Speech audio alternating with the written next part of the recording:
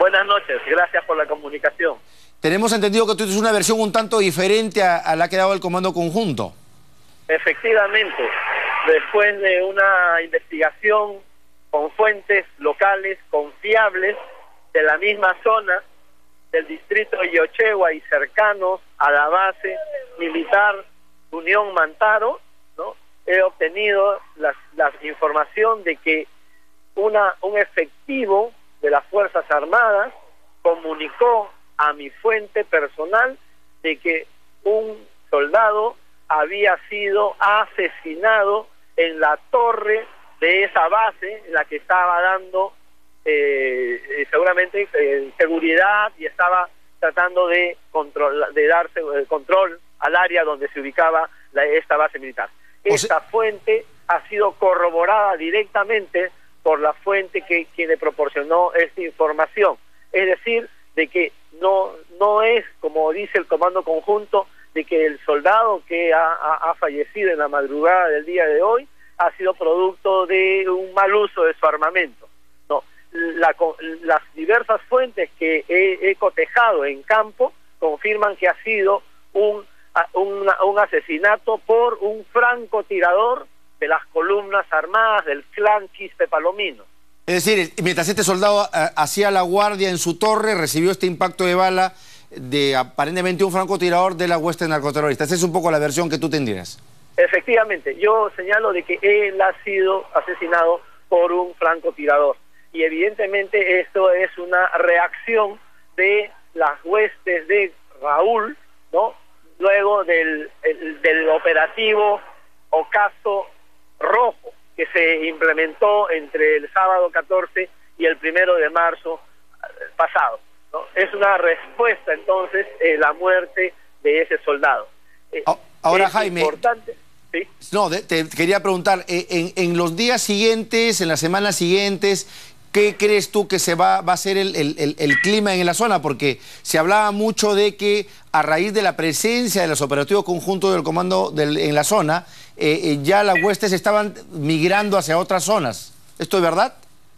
Efectivamente. Lo que yo creo, el escenario que se nos va a presentar en adelante es que va a haber una respuesta de parte de la organización liderada por Víctor Quispe Palomino y José. ¿Por qué? Porque el operativo Ocaso Rojo es muy parecido al operativo Excelencia que se hizo en agosto del año 2008.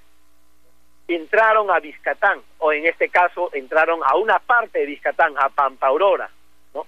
Y lo que tuvieron como respuesta el año 2008 fue una contraofensiva de parte de las columnas armadas del clan Quispe Palomino. Yo creo que ese es un escenario posible, de que haya una respuesta, ¿no?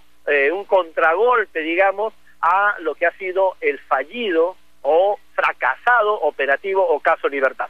Además de la migración de huestes, dices tú. No, las huestes están migrando. Hace tiempo que han estado migrando. ¿Hacia qué zonas? Han estado migrando a 3 grandes corredores de manera mucho más nítida. Por un lado, hacia el Bajo Urubamba, las provincias de Atalaya y las provincias de Contamana, Nueva Requena y Maynas, en Loreto. Ese es un primer gran corredor de expansión, de redistribución de las columnas de esta organización. Un segundo corredor es hacia la provincia de Oxapampa, más conocido como Pichis-Palcasu. Ya se ha visto de que ellos han estado enviando cargas de cocaína a las avionetas colombianas y bolivianas que se han movido en las diversas pistas clandestinas y aeródromos que hay en esa gran zona llamada Pichis-Palcasu. Y el tercer corredor es el que yo he dado a conocer hace poco, que es el de Sandia, en Puno, donde Gabriel estuvo el día 10 de enero, ¿no? Y en la misma línea de frontera entre Janansaya, que es un caserío del distrito de San Pedro de Putinapunco, con Bolivia. Es decir, hay un proceso de expansión hacia los corredores de la droga. Esas son rutas de la droga, además de ser zonas también de producción de coca y pasta básica de cocaína. Por supuesto, Jaime, muchas gracias por esa información.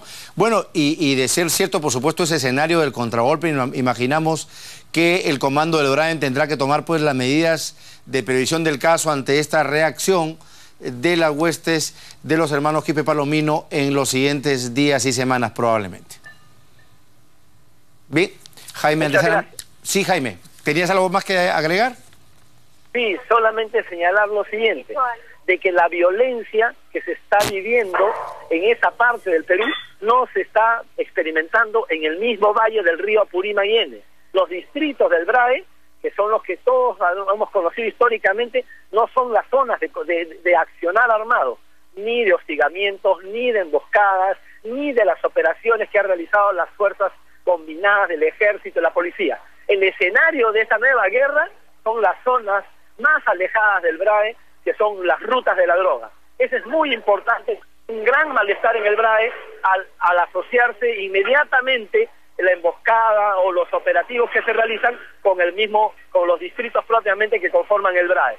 Así es, son los denominados nuevos corredores, ¿no es cierto?, del tránsito de la droga. Es la ruta de la droga, las zonas alejadas, donde no hay población. Es ahí donde se producen las emboscadas, los hostigamientos y también las operaciones que han venido realizando las fuerzas combinadas del ejército y de la policía.